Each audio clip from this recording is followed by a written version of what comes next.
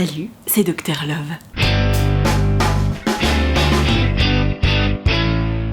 Bonjour à toutes et à tous mes enfants et bienvenue dans une nouvelle saison de Ça veut dire quoi hashtag demande à Nad. Je dis que c'est une nouvelle saison parce que tu vois, nouvelle miniature, nouvel habillage graphique, enfin tu vois, on tente des choses nouvelles quoi. Donc tu l'auras compris, on va parler d'histoire, d'amour, de problèmes d'amour évidemment parce que si tout va bien, y a pas besoin de parler. On peut également parler d'amitié, on peut aussi parler de sexualité, tout ce qui touche au rapport humain en général en fait, on adore. Et d'ailleurs, toute petite nouveauté, je pense que ça ne t'aura pas échappé, oui j'ai sorti un bouquin, il sort le 4 mai donc je sais pas à quel moment tu regardes cette vidéo, mais sache que mon bouquin, qui s'appelle donc Parlons Cash, là il y a écrit tout de suite quand ça parle de cul, il y a du monde, en référence à la vidéo que j'ai sortie qui s'appelle Sexe de ce que tu dois savoir. Je te fais un tout petit instant autopromotion déjà parce que c'est la première vidéo depuis mon retour de la maternité où je parle d'amour et je pense que c'est hyper pertinent d'en parler maintenant du coup. Tu l'auras compris, c'est un bouquin qui parle de sexualité mais pas que. Je parle énormément d'amour, de confiance en soi, de sexualité évidemment. Je parle des premières fois, je parle aussi de quand on a fait nos premières fois et qu'on se pose des questions. Je parle beaucoup aussi de séduction et c'est un livre que j'ai écrit à partir de vos questions sur Instagram. Je vous avais simplement demandé de me poser toutes vos questions par rapport à l'amour, la sexualité, la séduction, les premières fois et j'ai pris un maximum de questions pour couvrir le plus large panel possible. J'ai répondu à tout ça et j'ai tout mis dans un livre. Il y a un petit peu moins de 80 questions et donc comme je te disais, ça parle des peurs, ça parle du rapport aux parents, ça parle du rapport à soi, ça parle aussi du rapport à l'autre. Je pense qu'on peut commencer à s'intéresser à ce bouquin à partir de 10-11 ans et après il y a vraiment pas de limite d'âge parce qu'en vrai, il y a pas de limite d'âge pour se poser des questions sur la séduction, sur la confiance en soi, sur l'amour, sur la sexualité. Donc voilà, ça s'appelle Parlons Cash, c'est sorti aux éditions Larousse, en tout cas ça sort le 4 mai. Il coûte 17,95 €, ça parle donc encore une fois d'amour, d'amitié, de sexualité, de confiance en soi. Tous les liens de commande ou de précommande selon le moment où tu regardes cette vidéo sont dans la description de cette vidéo. J'espère que ça te parlera, j'espère que ça te plaira. En tout cas, j'y ai mis tout mon cœur et maintenant que tout cela est dit, on peut passer à la suite. Pour réaliser cette vidéo, du coup, comme d'habitude, je vous ai demandé à toutes et à tous sur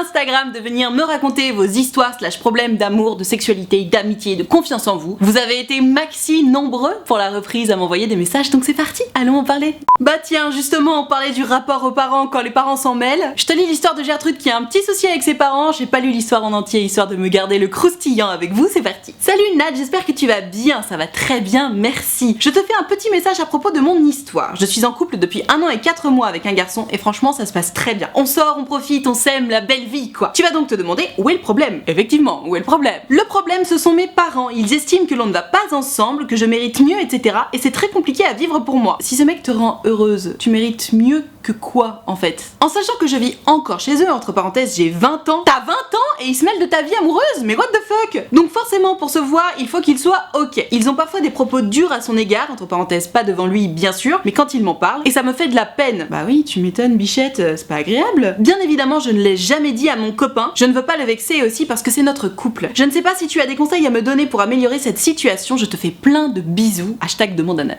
Alors, ma Gertrude, je suis très surprise parce que au début en lisant ton histoire je me suis dit ah bon bah elle doit avoir 14-15 ans, choupette, ses parents s'inquiètent pour elle, etc. Et j'allais axer ma réponse par rapport à ça. Mais en fait là, le fait que tu aies 20 ans, ça change énormément de choses. Je t'explique pourquoi. J'ai tendance à dire que ce soit en matière d'amitié ou d'amour, très souvent, les parents, lorsqu'ils te disent j'aime pas trop cette personne, évidemment t'es pas obligé de suivre leur avis les yeux fermés, malgré tout, tu sais que tes parents ce sont eux qui t'ont élevé, ils t'aiment plus que tout, ils ne veulent que le meilleur pour toi, en principe, hein, sauf exception. Et d'une manière générale, quand tes parents disent lui ou elle, je l'aime pas trop, il faut quand même rester sur ses gardes et il faut se dire, tiens, si un de mes parents, voire les deux, a jugé que cette personne potentiellement n'était pas bonne pour moi, je vais réfléchir à ce qu'ils ont dit et je vais observer un petit peu. Parce que tout simplement, encore une fois, tes parents, c'est censé un peu être tes anges gardiens de la vie. S'il y a quelqu'un qui sente pas trop, ça mérite que tu te penches sur le sujet. Et du coup, comme j'imaginais que t'avais 14-15 ans, je me disais, bon bah tes parents peut-être qu'ils s'inquiètent aussi. C'est le début de ta vie amoureuse, etc. Ils veulent te protéger, voire te surprotéger. Là, c'est pas le cas du tout. T'as 20 ans, t'es une grande fille quand même, t'es mature, et il se trouve qu'ils aiment pas ton copain. Alors, quoi qu'il en soit, de toute façon, quel que soit ton âge, hein, à mon sens, ce qui compte dans ce genre de situation, c'est premièrement, ok, c'est tes parents, ils t'ont donné leur avis. Je pense que c'est le rôle de parents, malgré tout. Que leur avis soit fondé ou pas, tes parents, encore une fois, ils t'aiment, ils veulent te protéger. Ils ont un avis inquiet et négatif, du coup, sur le mec qui est ton amoureux. Je pense que c'est essentiel qu'ils te le disent. Maintenant, ils ont pas besoin de te le dire 10 fois. Et encore moins à chaque fois que vous vous voyez, tu vois. Et encore moins t'empêcher de voir ton mec. T'as 20 ans, ok, tu vis toujours chez eux, donc de toute façon, leur toi, leur règle, là-dessus, y a aucun problème. problème. En revanche, tu vas pas demander la permission à tes parents à chaque fois que t'as envie de voir ton mec. Et oh, c'est bon, t'as 20 ans, t'es une grande fille, tu fais ce que tu veux, tu vois, t'es majeure et vaccinée, ça va. De l'autre côté, il y a vraiment quelque chose que je ne comprends pas par rapport au jugement de tes parents. Il me semble que en tant que parent, ce qui compte, c'est que nos enfants soient heureux. Ça y est, moi aussi maintenant je suis une daronne, je peux m'exprimer sur le sujet en toute légitimité. Ce qui compte, c'est que tes enfants soient heureux. S'ils sont heureux, respectés et épanouis dans leur histoire, à quel moment tu vas dire à ton enfant, je pense que tu mérites mieux. Et là, vu ce que tu me racontes, c'est l'amour fou, vous sortez, vous riez, vous êtes heureux, vous êtes amoureux. J'ai l'impression que tu te sens épanoui en fait dans cette relation. Et c'est là que je tique un peu, je me dis mais où est le problème pour tes parents? Pourquoi ils bug comme ça? Alors, j'imagine que tu as la réponse à cette question. Maintenant, moi ce que je t'invite à faire, c'est simplement aborder le problème comme une grande personne. C'est-à-dire que la prochaine fois qu'ils iront bitcher sur ton mec, leur dire de façon très calme, très posée, écoutez, j'ai entendu ce que vous pensez, j'ai entendu votre avis sur mon copain, maintenant ça fait plus d'1 an qu'on est ensemble. Ce garçon, il me rend heureuse, je suis bien avec lui, il me respecte, je suis épanouie, et que vous pensiez que je mérite mieux ou pas, très bien, c'est votre avis. Malgré tout, moi, tout ce que je recherche, c'est d'être heureuse, ce garçon me rend heureuse, et donc, maintenant que j'ai entendu votre avis, j'aimerais que vous me laissiez tranquille avec ça. Je le ramènerai pas à la maison si ça vous dérange, pas de problème, mais juste foutez-moi la paix parce que moi, ce mec, il me rend heureuse, je suis amoureuse de lui, et j'ai envie de rester avec lui, malgré votre avis. Et ça s'arrête là. Et je pense que le mieux à faire, c'est vraiment de répéter ce discours, je te dis très calme, respectueux et serein, juste tu poses tes limites avec tes propres parents en fait. J'ai entendu votre avis, je ne suis pas d'accord avec vous, moi je suis comblée dans ma vie, donc je vous invite à me laisser tranquille sur ce sujet-là, notamment parce que t'es une grande fille, tu vois. T'aurais 14-15 ans, ce serait encore différent, parce que bon, quand t'as 14-15 ans, même si tu te sens déjà femme, déjà t'es encore sous le toit de tes parents, ok, très bien, bon, comme dans ton cas, ma Gertrude, mais surtout t'es encore mineure et potentiellement tu n'as pas beaucoup d'expérience, donc l'avis de tes parents a potentiellement plus de poids quand tu as 14-15 ans que quand t'as 20 ans quoi. Donc voilà ma Gertrude, mon conseil à moi, c'est vraiment de dire à tes parents, ok c'est bon, je vous ai compris, je vous ai entendu, je ne suis pas d'accord avec vous, de mon côté je suis comblée, je suis heureuse, je me sens respectée, je me sens épanouie, je n'ai pas besoin de plus à l'heure actuelle, ou en tout cas je n'ai pas besoin de différent, donc je vous invite à me laisser tranquille sur le sujet, bisous. Et puis tu verras comment ça se passe, s'ils continuent d'insister, tu montes.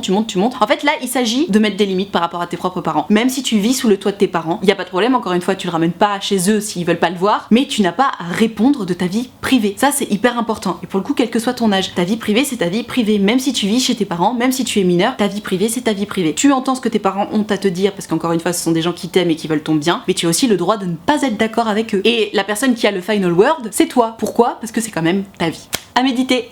Ouh là là là là là là, on enchaîne avec une Gertrude qui est un petit peu dans la mierda, je te lis son histoire. Coucou Nat, j'ai un petit souci. Je sais pas ce que t'appelles un petit souci, mais moi à ta place j'appellerais plutôt ça un gros souci. On va voir. J'ai l'impression que je commence à perdre mes sentiments pour mon copain. Ça commence bien. On est ensemble depuis 2 ans quand même et on habite ensemble. Il m'énerve de plus en plus sans faire de choses si horribles. Je lui ai dit que je voulais qu'on fasse plus de choses en tête à tête, par exemple des sorties, etc. Et il m'a dit qu'il essayerait, mais pour l'instant, rien. Oh. Je désespère un petit peu et comme je le disais au début de ce message, j'ai l'impression de ne plus l'aimer. Par moments, je n'ai même pas envie de le voir, ni même de l'embrasser, rien, même pas de lui faire des câlins. Il a toujours été respectueux de ce côté-là, mais je ne sais pas quoi faire. En plus, d'un autre côté, un nouvel ami me plaît beaucoup physiquement, mais mentalement, je ne le connais pas assez. Bref, j'ai peur de tout quitter et regretter. I need your help. Ok, ma Gertrude. Bon, t'es dans un petit pétrin là, hein. J'aimerais pas être à ta place. Pour avoir déjà été à ta place, je sais que c'est vraiment une situation ultra relou. Parce qu'en fait, tu sais ce que t'as, mais en même temps, tu t'ennuies dans ce que t'as. Il y a quelque chose qui te tente un petit peu par là-bas, et en même temps, tu te dis, ah, je sais ce que je perds, je sais pas ce que je gagne, enfin bref, t'es complètement dans le flou. Alors, prenons les choses dans l'ordre. Premièrement, moi ce que je vois, c'est que tu me dis que ça fait quand même 2 ans que t'es avec ton amoureux, et 2 ans c'est pas rien, et que tu as le sentiment de ne plus l'aimer. À ce moment-là, il faut déjà répondre à cette question-là. Est-ce que tu aimes toujours ton mec ou pas? Parce que de toute évidence, si tu ne l'aimes plus, vous pouvez vous séparer, et puis on verra l'histoire d'Alfred après. Mais pour l'instant, là, ce sur quoi il faut que tu te penches comme question, c'est est-ce que j'aime toujours mon mec ou pas? Pour ce faire, pour savoir si on aime toujours son mec ou sa meuf ou pas, déjà, partons du principe quand même que quand il y a un doute, souvent c'est qu'il n'y a plus de doute. D'une manière générale, si c'est le love, on se pose pas trop la question, tu vois. Mais bon, il arrive évidemment qu'on se pose ces questions-là. Et puis surtout, attention, un couple c'est fait de haut et de bas, et c'est normal que parfois on se dise, où j'en suis? C'est normal de remettre les choses en question, et d'ailleurs c'est très sain. C'est la preuve qu'on ne prend rien pour acquis, qu'on remet un peu les choses en question de façon régulière, et ça permet justement d'avancer de façon très saine dans sa vie. Donc attention, c'est pas forcément une mauvaise chose de se poser ces questions-là. Moi, ce que je t'invite à faire pour savoir si tu aimes toujours ton copain, c'est simplement pas de commencer à dire non mais on va faire un break et tout, juste toi de te dire ok, je sais pas, je vais partir en week-end ou en vacances, seule ou avec mes copines, avec ma famille, qui tu veux, et je vais essayer de pas trop écrire à mon copain. D'ailleurs, tu peux lui dire qu'en ce moment c'est un petit peu difficile pour toi et que vous êtes pas obligé de vous envoyer des messages ou de vous appeler tous les jours. Enfin bref, de prendre un petit peu de distance en fait avec ton mec. Et donc comme je te disais, si tu peux partir en week-end ou en vacances pour se faire, trop bien. Et si tu peux pas, juste ne pas se voir pendant un petit moment et voir ce que tu ressens en fait. Est-ce qu'il te manque ton amoureux ou pas? Parce que là, tu vois, tu me dis que t'as pas envie de l'embrasser, t'as pas envie de câlin, t'as pas envie de le voir. Bon, clairement, on est quand même loin de l'amour fou là. Parce que dans une histoire d'amour, dans un couple, il y a quand même au départ une attraction physique. Et je te parle même pas de sexualité, hein. En principe, quand t'es en couple avec quelqu'un, ben t'as potentiellement envie de te lever contre lui ou contre elle, de se faire des câlins, d'échanger de l'amour en fait, physiquement. Et là, vu ce que tu me racontes, t'as même pas envie de le voir, donc limite c'est presque un rejet. C'est quand même mauvais signe, tu vois. Donc pour moi, mon conseil dans un premier temps, c'est vraiment prendre la distance avec ton mec pendant quelques jours, vois comment tu te sens. S'il te manque toujours pas à l'issue de ce moment-là, bah c'est potentiellement que ouais, effectivement, les sentiments sont partis et que tu n'as plus rien à faire avec lui. À ce moment-là, je t'invite évidemment à en discuter avec lui, juste lui dire écoute, j'avais besoin d'un petit peu de temps parce que je voulais voir un peu où j'en suis par rapport à toi et je sens que mes sentiments ne sont plus là. En tout cas, je me sens vraiment très différente. Et puis, tu sais quoi, t'es pas obligé de le quitter non plus pile à ce moment-là. Vous pouvez aussi réessayer, lui faire des efforts. Généralement, ça mène à rien, mais au moins on se dit qu'on a tous essayé, tu vois. Une fois que t'auras répondu à cette question-là, je veux pas non plus faire de prédiction, mais quelque chose me dit que quand même, on est sur la fin. Cette histoire d'Alfred là, qui te plaît physiquement, mais que tu connais pas encore assez mentalement. Pourquoi il y a cet Alfred qui s'est pointé dans ta vie? Simplement parce que, étant donné que ça ne va plus dans ta relation avec Alphonse, tu as laissé cette porte ouverte à quelqu'un de nouveau. Et je peux te dire que ça aurait pu être Pierre, Paul ou Jacques, ça aurait été la même chose. N'importe qui t'aurait un peu plu physiquement, tu te serais dit ah là là, mais t'es pas mal toi.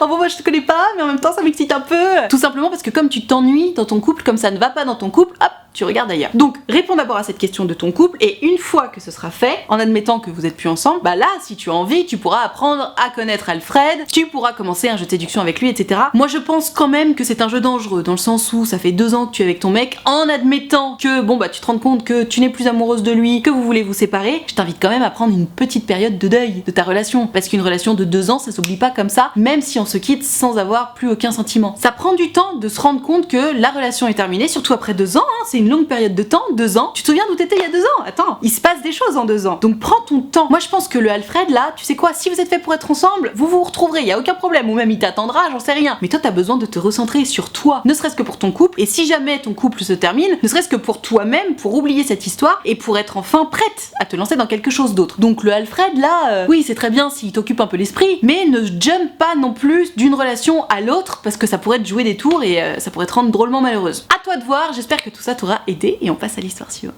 Et ben décidément c'est le bal des histoires un peu compliquées en termes de couple. Je te lis l'histoire de Gertrude qui est en relation à distance et tu connais mon avis sur les relations à distance et cette histoire ne fait que confirmer ce que j'en pense, tu vas comprendre. Coucou Nat, j'espère que tu vas bien et toute ta petite famille aussi. Écoute, comme tu l'entends, il n'y a pas de petit bébé qui pleure donc ça va trop bien. Je vis loin de mon copain et je sais qu'on ne pourra pas vivre ensemble avant un moment à cause de nos études.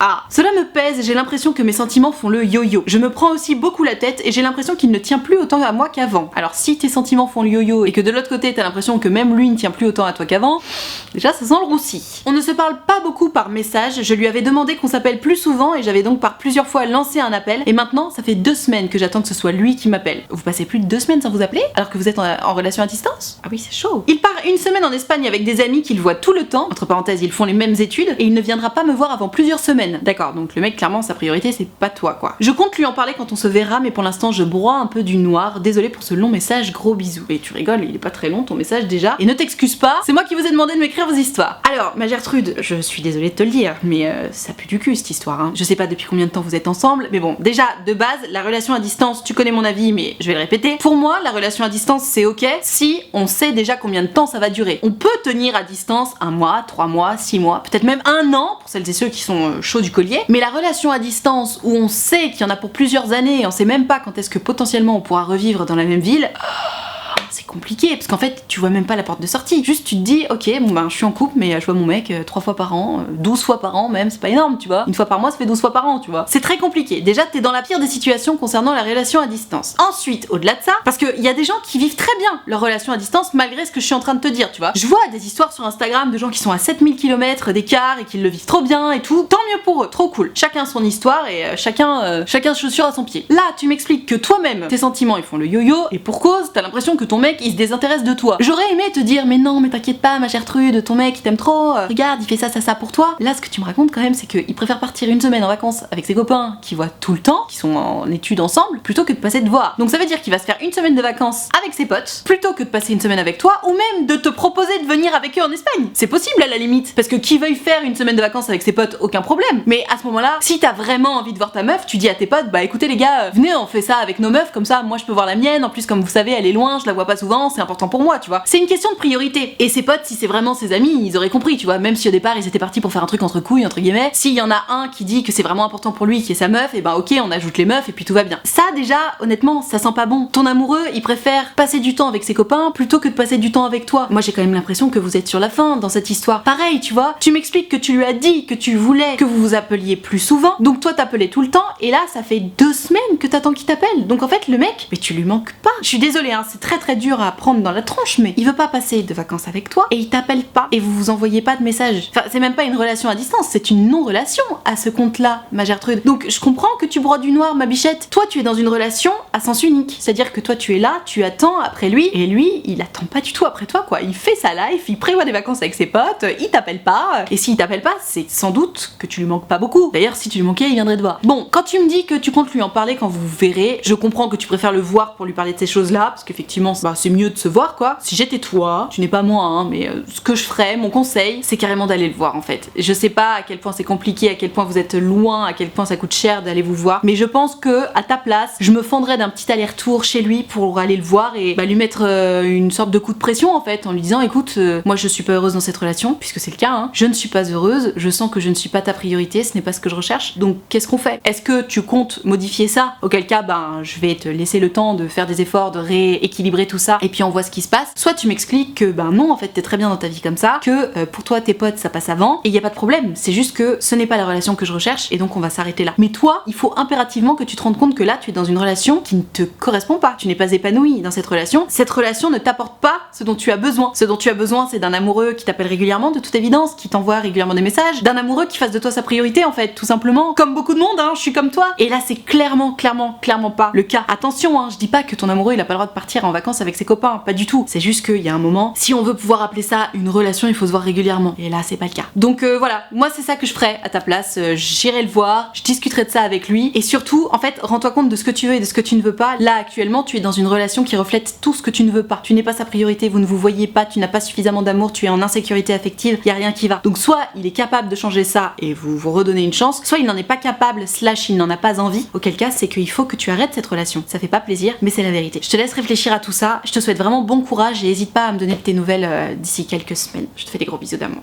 Un petit message trop mignon, alors je le prends, c'est pas une question mais ça fait trop plaisir et puis je pense que ça fera du bien à la Gertrude à qui je viens de répondre. Hello Nad, c'est juste pour te dire que tu m'apprends à me respecter. Ok. Tes mots sont forts, ils ne font pas forcément du bien sur le coup parce qu'on idéalise l'autre ou alors on est juste trop aveuglé par l'amour. Mais tes mots sont là et tu es comme une amie qui rebooste. Tu me fais me sentir bien et j'ai pu faire le deuil de mes relations toxiques. Merci. Mais merci à toi ma Gertrude pour ce message, ça me fait trop plaisir. Et surtout je prends ce message parce que de toute évidence tu t'es pris mes mots dans la gueule, ça a dû te mettre une grosse claque. Sur le moment, ça a pas dû te faire plaisir, mais ce que je vois, c'est que maintenant, t'es bien contente. Et c'est un peu pour ça que je prends le message qui tombe à pic. Je m'adresse à toutes les Gertrudes et tous les Alphonse et tous les Dominique qui regardent mes vidéos. Je sais que souvent, mes mots sont forts et durs à encaisser. Malgré tout, ils sont toujours dits avec bienveillance. Le but, pour moi, c'est vraiment de vous faire ouvrir les yeux quand vous êtes dans des situations qui ne vous correspondent pas. Parfois, on fonce tête baissée alors que on n'a pas compris que l'autre s'en foutait de nous. En fait, on se manque de respect, tout simplement. On ne respecte pas nos besoins essentiels, on ne respecte pas ce qu'on veut, ce qu'on veut pas, et c'est pour ça qu'on est malheureux. En fait, à partir du moment où t'es malheureux ou malheureuse en amour, c'est qu'il y a un problème. Et très souvent, on refuse de voir qu'il y a un problème. On se dit que c'est notre faute à nous. On se dit que nous, on n'est pas assez bien et que si on était mieux, bah on n'aurait pas de problème. En fait, non. Très souvent, le problème, c'est qu'on est face à quelqu'un qui ne nous correspond pas et qu'il faut simplement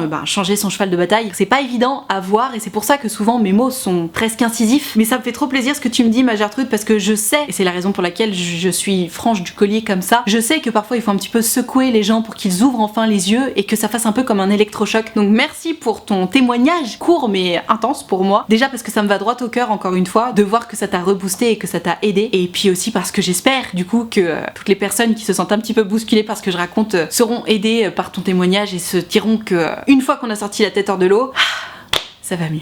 Une histoire très courte mais qui va parler à tous les timides, c'est Alphonse qui me dit « Je suis quelqu'un de très timide qui n'ose pas se bouger parce que j'ai peur de la suite. » Et du coup au final, je n'ai jamais vécu d'histoire d'amour. Bah oui, tu m'étonnes mon Alphonse, c'est normal. Si t'oses pas te bouger parce que t'as peur de la suite, il va juste rien se passer dans ta vie. Tu sais, il y a énormément de gens qui m'écrivent en me disant « Ouais, j'en ai marre, je rencontre personne et tout, je me sens comme une merde, voire je suis une merde. » Des gens qui se dévalorisent énormément et je leur dis « Bah tu fais quoi pour rencontrer des gens ?» Bah rien. Bah c'est sûr que si tu fais rien, il va rien se passer. En fait, on a rien sans rien dans la vie. No pain, no gain, pas de bras, pas de chocolat. Tu vois le délire? Donc mon Alphonse, en fait, ceci explique cela. Tu me dis, voilà, je n'ose pas me bouger parce que j'ai peur de la suite, du coup j'ai jamais vécu d'histoire d'amour, donc j'imagine que ça te pèse. C'est comme si je te disais, ah bah ça fait 3 jours que j'ai pas bu d'eau, du coup j'ai soif. Ben, bois de l'eau, du coup. Tu vois, c'est aussi évident que ça. Je comprends que tu aies peur de la suite, on a tous et toutes peur de la suite, mais c'est aussi ça le nerf de la guerre, c'est aussi ça le piment de la vie, c'est aussi ça qui est excitant, c'est de se dire, ah bah on sait pas ce qui va se passer. Parce que si tu suis ta logique là, à ce moment-là, te lève pas le matin, parce que tu sais pas ce qui va se passer dans ta journée. Ou alors si justement, comme tu tentes rien du tout, bah il se passe toujours la même chose et c'est malheureusement et terriblement déprimant. Donc évidemment qu'on a peur de ce qui va se passer, mais on a tous et toutes peur de ce qui va se passer. Dès qu'on entreprend quelque chose de nouveau, on a peur de ce qui va se passer. Qu'est-ce que tu crois qui s'est passé dans ma tête le jour où j'ai créé ma première chaîne YouTube? Qu'est-ce que tu crois qui s'est passé dans ma tête le jour où j'ai créé ma deuxième chaîne YouTube? Qu'est-ce que tu crois qui s'est passé dans ma tête le jour où je me suis dit tiens, je vais faire des live Twitch alors que j'en avais jamais fait? Qu'est-ce que tu crois qui s'est passé dans ma tête le jour où je me suis dit tiens, je vais devenir coach love? À chaque fois j'avais peur, évidemment, mais c'est parce que je me suis bougée qu'il s'est passé quelque chose. Bah c'est exactement pareil en amour. Et là je te donne mon exemple à moi parce que je vais pas parler d'histoire des autres. Mais en fait, ceci explique cela, vraiment. T'as jamais rien fait parce que t'as peur de la suite, donc t'as jamais rien vécu. Commence à faire des choses. Tu as le droit d'avoir peur de la suite. Juste, dis-toi que ce n'est pas une contrainte suffisante pour arrêter de faire les choses. D'autant plus que on a tous et toutes peur de ce qui va se passer. N'importe qui commence à draguer quelqu'un a peur au fond de lui ou d'elle que ça ne fonctionne pas, voire de se prendre un râteau. On a tous et toutes peur de ça. C'est normal. C'est universel en fait. Donc une fois que t'auras compris que c'est universel, mais les gens n'en parlent pas évidemment parce que confiance en soi, parce qu'on garde la face, etc. Mais tout le monde a peur. Personne n'a suffisamment confiance en lui ou en elle pour se dire bah ouais, moi je sais que je vais assurer sur tout. Évidemment que non. Sinon ce seraient des gens terriblement présomptueux et personne n'a envie de passer du temps avec ces gens-là. Donc rends-toi compte que tu es juste humain, que c'est tout à fait normal cette peur et arrête de t'empêcher de vivre à cause de cette peur-là. Alors je sais que c'est facile à dire, attention, tu vas pas passer de 0 à 100, mais vas-y crescendo, petit à petit. Commence par regarder les gens dans les yeux, commence par dire bonjour aux gens, commence par oser ne serait-ce que ça, et puis après tu montes en grade. Tu commences à taper la discute sur la météo, tu vois, comme tout le monde le fait. Ah il fait beau, hein, ouais super. Et puis après, ah qu'est-ce que t'as fait ce week-end? Et puis après, ah bah viens on va boire un café. Et c'est comme ça qu'on se fait des amis, et c'est comme ça qu'on commence aussi la séduction en fait. De toute façon, il faut connaître un minimum les gens avant de commencer à les séduire. Donc sors-toi les doigts du cul, mon Alphonse, hein. Y a que ça à faire. Tu sais quand je dis qu'il faut toujours garder un temps de deuil de la relation parce que c'est important, ne serait-ce que pour se retrouver soi-même. Bah là, notre Gertrude, elle a rien fait de tout ça et du coup elle est complètement perdue. Je te lis son histoire. Hello Nad, j'espère que tu vas bien et merci pour ton travail et félicitations. Eh bien merci à toi pour tout ça et oui ça va très bien. Mon problème à moi, c'est mon ex. On s'est quitté il y a 1 mois et je ne sais pas gérer la rupture. J'arrive pas à accepter mes sentiments, je pécho tout le monde, je fume trop. Sauf que là je me suis remise en couple il y a très peu, entre parenthèses il y a 1 semaine, et j'aime le gars avec qui je suis, enfin il me plaît. Sauf que je me sens coupable et je lui ai dit, il a été très compréhensif et je lui ai dit qu'il ne servait pas de pansement, ce qui est vrai. Bref, pourrais-tu m'aider? Merci beaucoup, bisous. Ma Gertrude, c'est ouf parce que ton message, il est aussi confus que ce qui doit se passer dans ton cœur. Tu t'es séparé de ton ex. J'imagine que tu ne supportes pas le sentiment de solitude. J'imagine que cette rupture te fait beaucoup de mal. Du coup, plutôt que de consommer ta douleur, ce qui est nécessaire dans une période de deuil, tu te dis non, non, non, non, non, moi je ne souffre pas. D'ailleurs, je vais aller pécho tout ce que je peux, je vais aller fumer un maximum. Tu pars dans une sorte de débauche, finalement. Je dis ça avec bienveillance, hein, bien entendu. Tu pousses tous les curseurs à fond pour ne pas ressentir la douleur. Mais tu peux pas faire ça, ma Gertrude. La réalité, c'est que comme t'as poussé tous les curseurs à fond, t'es complètement comme ça, tu sais pas où t'en es, tu sais plus ce que tu fais. Parce que tu vois, là, en fait, dans ton message, tu me dis, ouais, est-ce que tu peux m'aider? Bah, en soi, vu ce que tu me racontes, apparemment, tu viens de te mettre en couple avec un mec qui ne sert pas de pansement parce que tu l'aimes bien. Bah, dans ce cas, tout va bien, non? Et pourtant, tu me demandes quand même de l'aide. Donc, tu veux que je t'aide sur quoi? La vérité, c'est que t'es toute perdue parce que tu ne te laisses pas le temps. Tu veux aller trop vite. Tu ne laisses pas le temps au temps. Tu refuses de te laisser traverser par des sentiments qui sont peut-être trop forts pour toi ou trop durs. Peut-être que tu n'es pas prête à consommer cette rupture. Et attention, hein, je peux tout à fait le comprendre. Mais la vraie question à se poser, du coup, c'est comment ça se fait que tu ne sois à ce point pas prête à te retrouver un petit peu seule face à toi-même? De quoi tu as peur? À part de souffrir. Parce que bon, ça fait toujours souffrir évidemment une rupture. Mais tu sais, il y a beaucoup d'autres choses sur lesquelles se questionner par rapport à tout ça. Donc, est-ce que je peux t'aider? Oui, bien sûr, je peux t'aider. Déjà, rends-toi compte que si ce garçon là qui te plaît, tu vois, pareil, tu me dis ouais, je l'aime, enfin, je l'aime bien, enfin, il me plaît. T'es complètement confuse dans tout ce que tu racontes et donc dans ce que tu fais. Essaie essaie de te poser. Si ce garçon il est bien et qu'il te plaît, tu vas pas non plus te le quitter parce que mamie Nadia a dit que ça y est, il faut que tu te recentres sur toi. Non. En revanche, je parierai pas trop sur la pérennité de cette nouvelle relation parce que là, t'es tellement, j'allais dire instable, c'est un mot fort, mais tu vois ce que je veux dire en ce moment. Enfin, tu sais, quand tu commences une relation, idéalement, on essaie d'être un maximum stable, d'être disponible en fait pour l'autre. Là, t'es pas du tout disponible. Là, t'es complètement perdu dans le tourbillon de tes émotions auxquelles tu refuses de faire face. Enfin, tu vois. Donc, ce garçon, trop cool, s'il est là, ça va t'aider peut-être à te poser un petit peu. Mais ce dont tu as besoin là, c'est de faire un travail sur toi-même, de te recentrer, de réfléchir à ce que tu ressens, de réfléchir à cette rupture. Qu'est-ce que tu referais, qu'est-ce que tu ne referais pas dans une nouvelle relation par rapport à ta relation précédente? Qu'est-ce que tu ressens par rapport à cette rupture? Est-ce que tu es malheureuse? Est-ce que tu te dis que finalement c'est un mal pour un bien? Est-ce que tu te dis que c'est trop triste et que vous auriez jamais dû vous quitter? Réfléchis à tout ça, c'est hyper important. Recentre-toi sur toi-même, prends du temps pour toi. Et si ce garçon-là, il te plaît, évidemment, tu peux rester avec lui, il n'y a pas de raison. C'est juste que il va falloir qu'il soit compréhensif, et vu ce que tu me racontes, il a l'air de l'être, donc trop cool, c'est exactement ce qu'il te fallait en ce moment. Mais voilà, la seule chose que je puisse te dire pour t'aider, c'est recentre-toi sur toi, et si tu as trop de mal à faire ça, surtout n'exige pas de ton nouveau mec qu'il soit ton psy. Si tu as besoin de parler, si tu as besoin qu'on t'aide, va voir un psy, tu as le droit. D'ailleurs, trop bonne nouvelle, depuis quelques jours là, l'État rembourse 8 séances de psy par an. Alors c'est évidemment trop peu, mais c'est déjà ça. Donc go, go, go, go. Ça fait du bien de parler, on en a tous et toutes besoin. Voilà, je vais m'arrêter là pour cette vidéo. J'espère que ça t'a plu, j'espère que ça t'a intéressé, j'espère que ça t'a appris des choses et surtout, j'espère que ça t'a aidé. Si tu as kiffé, n'hésite pas à mettre un pouce bleu sur cette vidéo. Tu peux me raconter ce que tu en penses en commentaire. Pour pouvoir participer aux prochaines vidéos, tu le sais depuis le temps, c'est sur Instagram que ça se passe. Donc tu n'as qu'à venir me suivre, @nadrichard pour les histoires d'amour. Tu peux aussi venir me suivre sur mon autre compte Instagram, @mamannad, maman.nad. Là-dessus, je parle vraiment de ma nouvelle vie de maman, etc. Donc rien à voir avec la vidéo d'aujourd'hui, mais tout à voir avec certaines prochaines vidéos. Je sais plus si je l'ai dit, mais au cas où je le répète, tu peux également t'abonner à cette chaîne YouTube et surtout cliquer sur la cloche, comme ça tu auras une petite notification à chaque fois que je sors une vidéo. De toute façon, c'est très simple, je sors une vidéo tous les samedis à midi, et oui, ça a changé depuis le temps, tout simplement parce que désormais je fais 2 live Twitch par semaine, le lundi et le mercredi de 19h30 à 21h30. Le lien de ma chaîne Twitch est également dans la description de cette vidéo. De toute façon, tous les liens sont dans la description de la vidéo. Tu peux venir rejoindre les abonnés de Diamant, ils sont là pour me soutenir, c'est la raison pour laquelle il y a une cotisation de 5 € par mois, ou plus si tu veux et que tu peux, n'hésite pas. Et moi, pour les remercier, je leur fais des lives Facebook exclusifs rien que pour eux. Ils sont vraiment très gentils, très accueillants, donc n'hésite pas à venir les rejoindre, tu seras forcément bien accueilli puisque c'est la règle d'or des abonnés de Diamant. Et comme je le disais en début de vidéo, si tu souhaites commander ou précommander mon livre Parlons Cash qui parle à peu près de tout ce que je raconte dans mes vidéos, les liens sont dans la description également. J'espère que ce bouquin te plaira. Je crois que j'ai dit tout ce que j'avais à dire, donc je n'ai plus qu'à te remercier d'avoir regardé cette vidéo en entier. Et moi, en attendant la prochaine vidéo, samedi prochain donc à midi, je te fais de très gros bisous. Ciao.